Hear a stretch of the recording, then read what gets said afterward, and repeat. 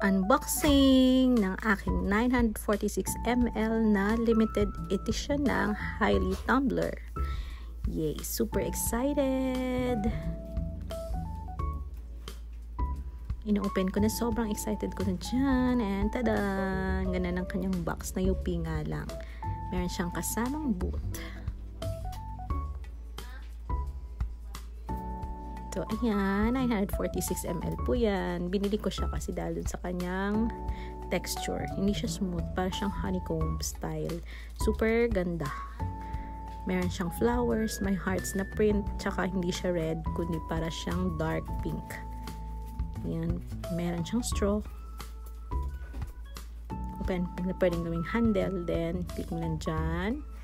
Magbubukas na yan, at yung straw ando na sa loob. Super ganda. Ang cute. And ayan na yung kanyang silicone boot. Medyo maluwag lang siya, pero okay naman. Fit naman siya. Thank you for watching.